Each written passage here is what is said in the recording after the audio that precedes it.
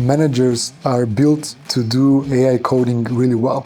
It's not just a title change, it's actually identity shift. And a lot of people have problems with it that are too attached to a certain programming language or a certain framework and identify themselves.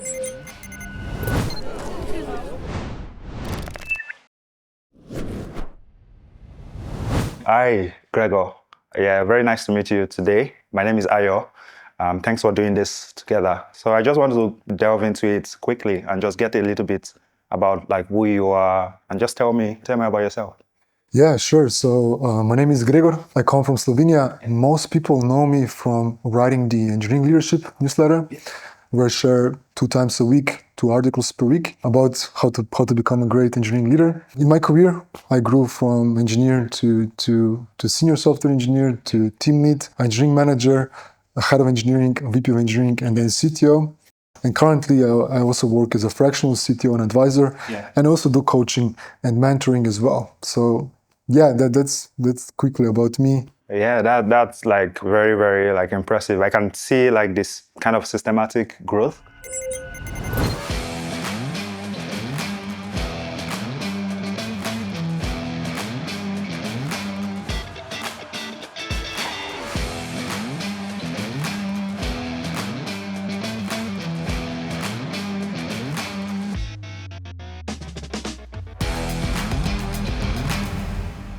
I don't know if it's like a master plan that you had or like where you were first like team lead and then you had that plan that you just wanted to become like a leader in engineering and all that. Was it always like that? Was it like a master plan or did you kind of like... It's a really good question because I'm a self-taught engineer and starting my career and especially when I didn't have a job already, I had quite doubts, about myself and also if I'm good enough to actually become an engineer.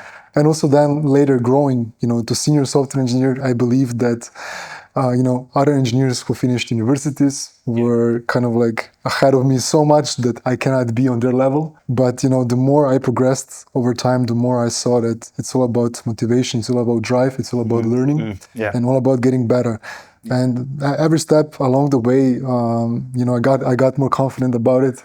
And it didn't come to the fact that, as soon as I started my career, I just knew that I'm going to be a CTO one day. CTO, That's not the case. Okay. But the more as you progress, you see, and then you get more confident about it, and then you see that you learn a new thing, and you learn from mistakes, and then you keep progressing and keep learning, and so on. But still to this day, I feel how to say imposter syndrome in certain areas, especially if I'm learning something new, or maybe for example if I'm writing a newsletter and I'm sending out that newsletter, I think about like, hey, it's not good enough.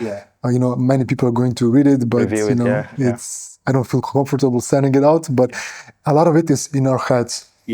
A lot of it is in our heads. Yeah, that makes sense. Like, I feel for myself as well, like I fully relate with that. Obviously, I'm not a CTO, I'm not there yet, but like I feel like in some cases, like especially when I want to learn something new, I kind of have this, like there's always this learning curve, right? You think to yourself, like, am I doing this right? A lot of people are ahead already and all that. Yeah, that's quite interesting. I know you've also like done something called like fractional CTO. Yeah. You've helped companies to like build their tech generally. So how did you get into that? Like, was that something that was like, how did you find it? Because this, to be honest, was the first time I heard of fractional CTO. It's a really good question. One of the secrets also for my growth in my career was doing freelance work. So as soon as like I started doing full-time roles, I also did freelance work as well.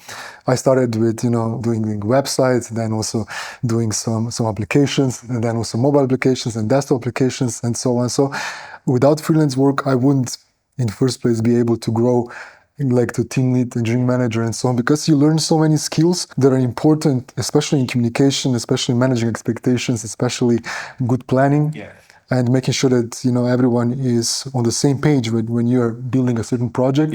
You don't learn these skills as an engineer, especially in part of a bigger company, right? True.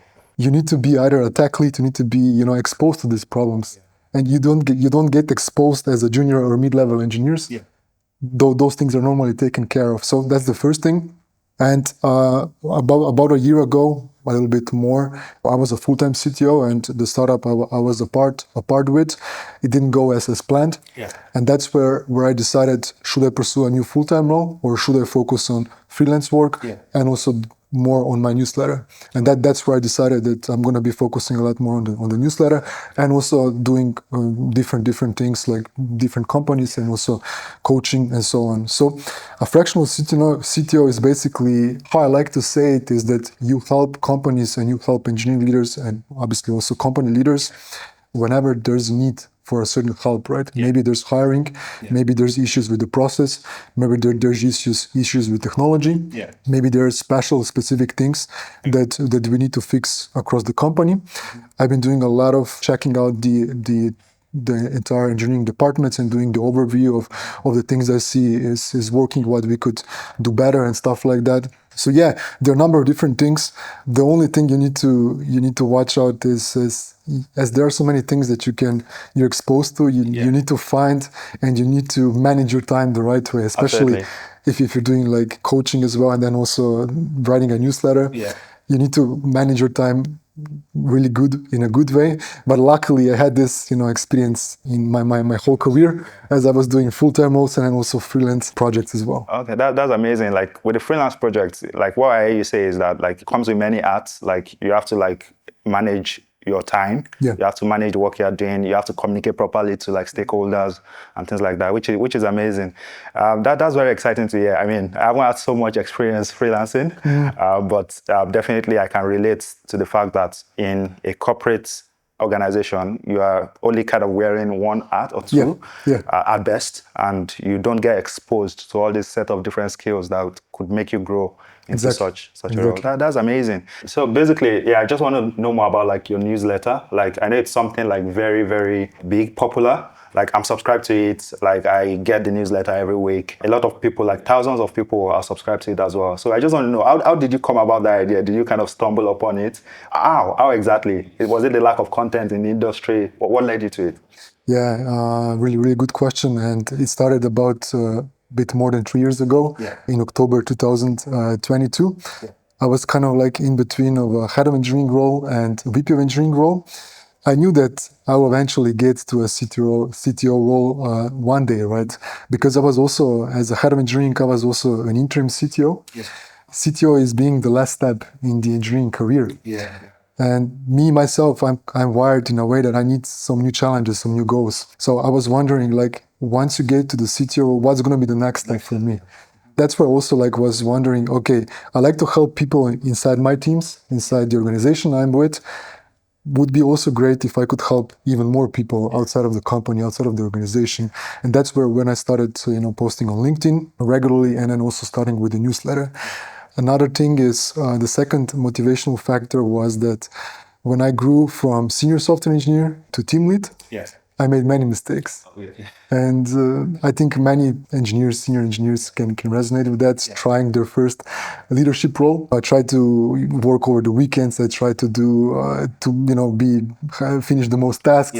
I tried to be the best manager. I tried to focus on things that I can't control.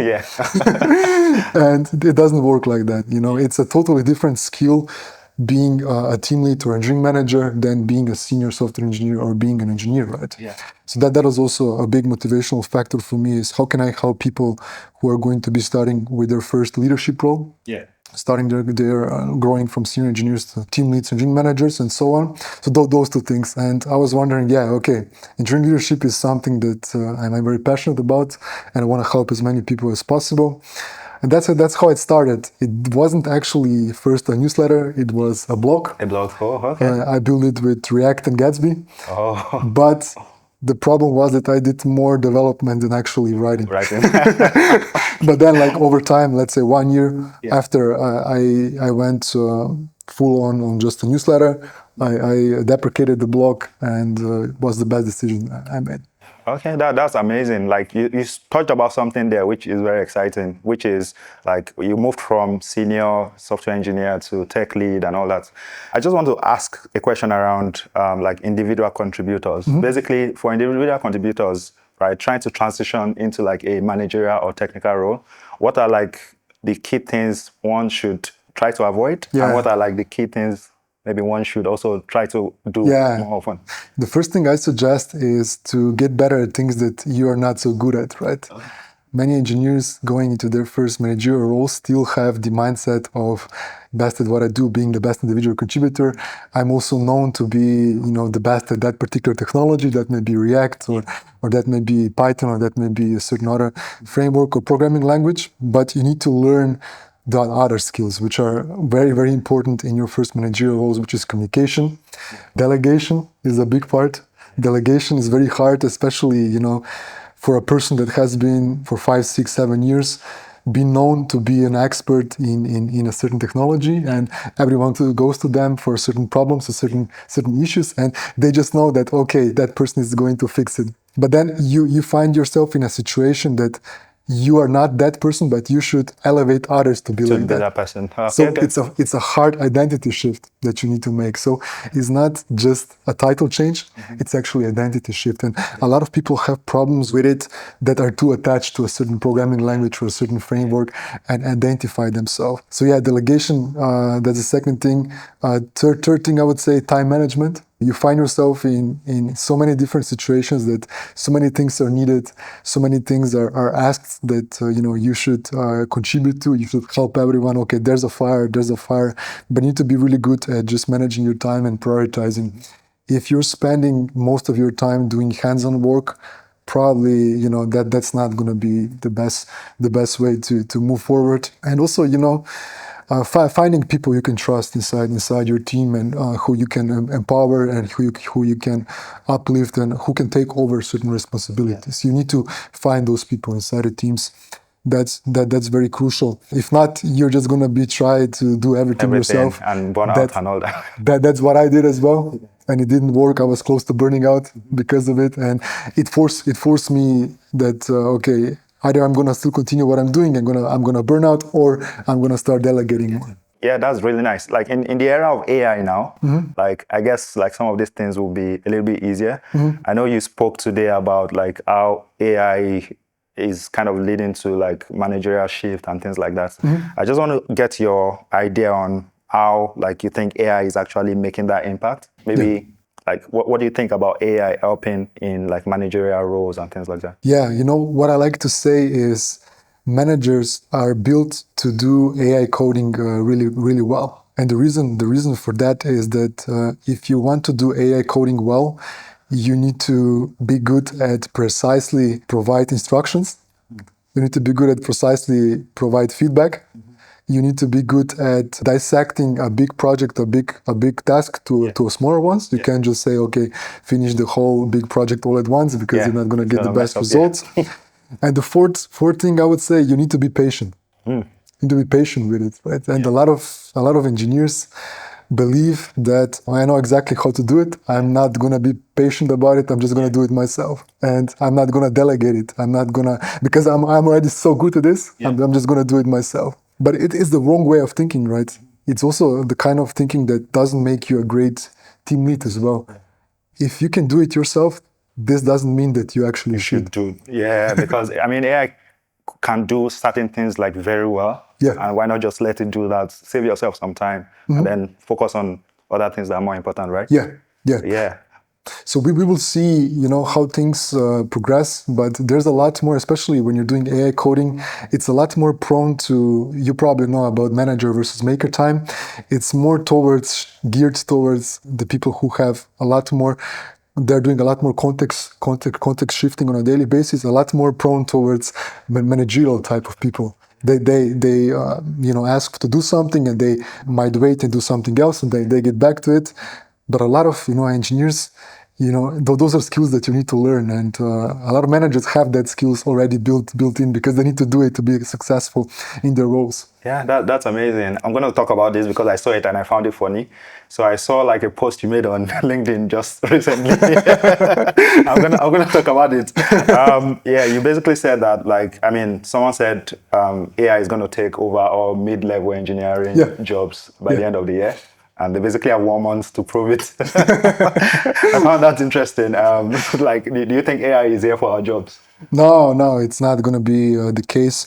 And this is what I'm hearing from a lot of different people in the industry.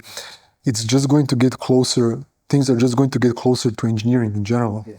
And especially when time goes on, skills such as good people skills and overall problem-solving abilities are going to be more and more important.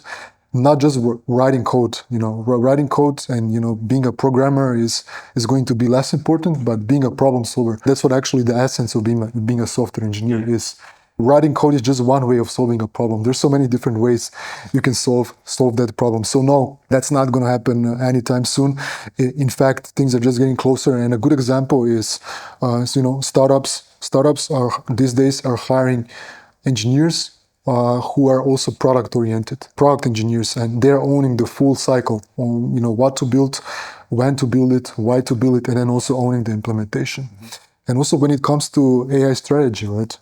AI product strategy, engineers are the best wired to understand what it takes to build that. And especially with AI, that's really important. The how part is crucial. It can be the difference between building something in 3 days or 300 days. You can build your own foundational model, or you can use an existing model, right? And if you don't understand the how pretty well, it's going to be really problematic for companies to do that. So yeah, no, I don't see that being the fact anytime soon. Okay, that makes sense. Thank you so much. So I'm really looking forward to what's coming from you next. I feel like it's going to be exciting. I mean, obviously thousands of people are already benefiting from the engineering leadership newsletter. I mean, I don't want to put you on the spot to say what's coming in case it's a surprise, but I'm really looking forward to that.